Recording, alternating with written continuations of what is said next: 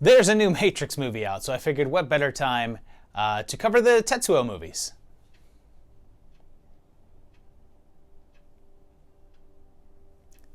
That's what we're going with? Okay. I don't really know how to categorize the Tetsuo films. I'm going with science fiction, but I guess they could be horror or action just as well. But sci-fi is fine because I don't yet have a series for weird international black and white disturbing surrealism yet. I guess when we're talking about these movies, the question is less what's the timeline and more does any of this make sense? This all gets weird back in 1989 with Tetsuo the Iron Man.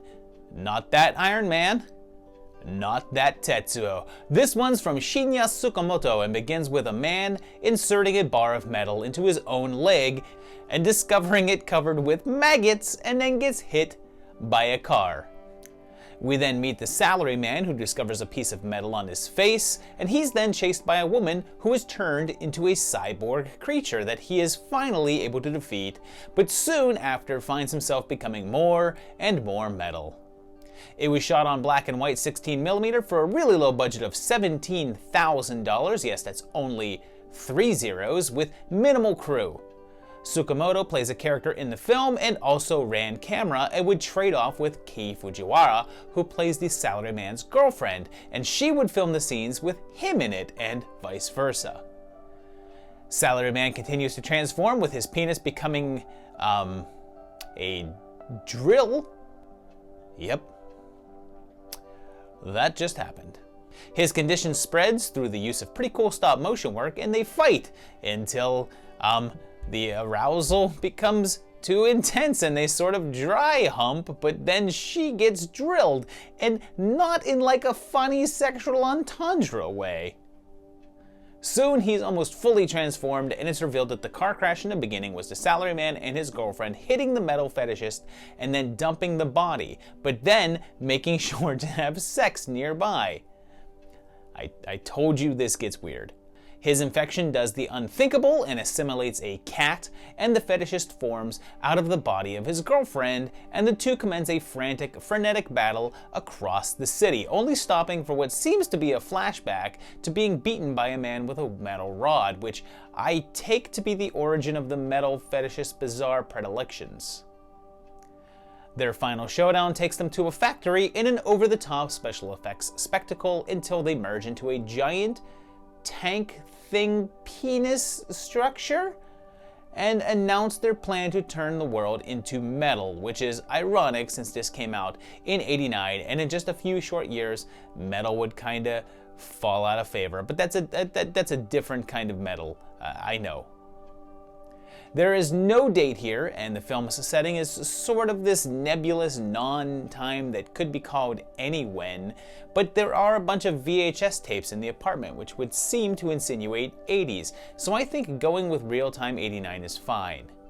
I should point out that there's tons of different interpretations to this film, but come on, let's face it, it's about a guy and a woman who encounter a strange man, and the next day the guy starts to change until he eliminates his girlfriend and resists the man until finally merging with him, and the two unite as one to change the world into accepting them. It's pretty clear. Or is that just me? The first film became a bit of a cult sensation, so a sequel quickly happened with 1992's Tetsuo 2 Body Hammer, now in color and with a more substantial budget. We see the metal fetishist again, and now back to mostly human looking, and the salaryman is here too, also human, and it's clear that this is not a continuation of the first film, and actually more follows the Evil Dead model in that it's sort of a bigger budgeted redo. He has a wife and kid, and they pass by a record store's new release section, and there's this album, and I would know that one anywhere, and it's the split of KMFDM and the Thrill Kill Cult that came out in 1991, so we're around that time frame. Seriously, that was like one brief point in time that both of those guys got so much attention that they'd be featured at a record store. While there, Taniguchi's son is almost kidnapped and he's shot, so they try again, causing Tani to mutate his arm into a gun, which he then uses to whoops, accidentally disintegrate his own son. Although I guess the blast only hit the kid and then stopped, leaving the guy standing right behind him unaffected. Lucky for that guy. Follow me here. There's an army of skinheads and this doctor, and it's said that they chose Tanny as a specimen because he's mild, meaning that shot earlier is the reason for his transformations.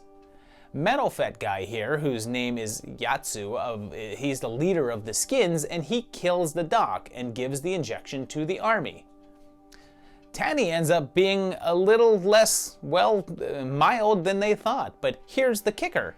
That injection never hit our guy, and it turns out, strictly by coincidence, that Taniguchi is Yatsu's brother and is, a bit of a monster on his own.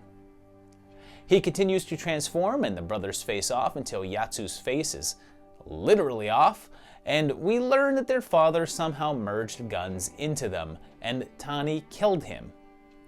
He pleads his wife to inject him with a gun that will rust him to death, but she's no Gina Davis and can't do it. Then, here's what happens next. The brothers merge and he assimilates all the skinheads, and then there's a baby involved, and all the merged gang then become a tank and roll into the city, and then we see the family in a ruined wasteland, all back to normal and alive. And yeah, not sure what that's all about.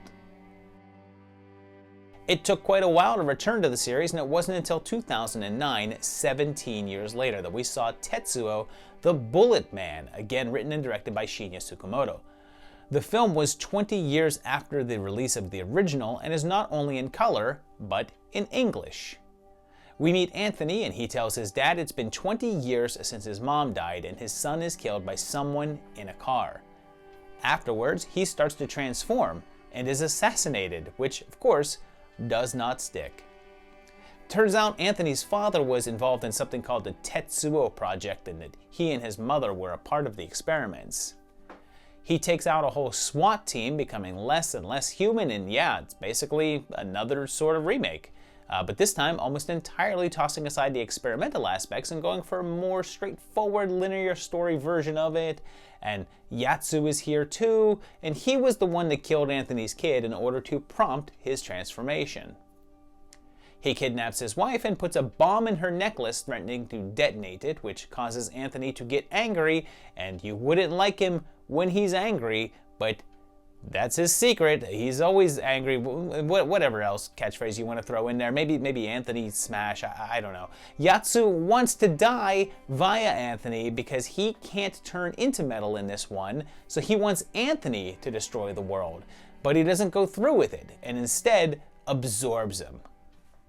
He becomes human again, and we jump ahead 5 years, and Anthony and his wife have a new kid and has conquered his anger. No date is ever given, so Real-Time 09 is what we're going with the epilogue being set in 2014.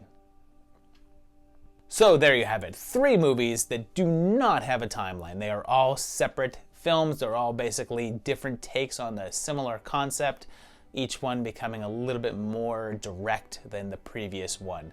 I enjoyed these pretty much. The first one was great. It's a really interesting look at how you could push the limits of low-budget filmmaking. The styling of it is fantastic. The innovation, the stop-motion work is really, really cool. It's just really great to see somebody pulling off these pretty elaborate effects on such a low budget. And it's an interesting movie to watch from a storytelling aspect. The second one is also pretty interesting. I enjoyed that one quite a bit as well too, although it is a little bit more of a straightforward movie, but it does still have some of those fun elements that made the first one so compelling, just not as much. But it is still an interesting movie. And the third one, I'll be honest with you, is fine. It's pretty much, it feels like an American remake in a way, just taking the core basics of the movie and then just telling the story. It lost all of the kind of inventiveness and innovation that the other ones had. So it feels a little pointless. I feel like it was a little bit odd to go back to that so many years later and really not do some different stuff. But I don't know. If you've seen these, let me know down below. If you enjoy them, tell me down below. If you just think that they're just art garbage, let me know that as well too. Please leave that comment, hit that like button, share the video out. If you haven't already, please subscribe to the channel. I'd certainly appreciate it. And if you want to, go on over to my Patreon at patreon.com/movietimelines and help contribute to the channel. These guys do. They're pretty cool. Thank you guys for doing that. I appreciate it. But in the meantime, just keep on watching the videos. That also helps me and helps the channel. And I will see you very, very shortly for another great one. Thanks a lot, guys. Bye-bye.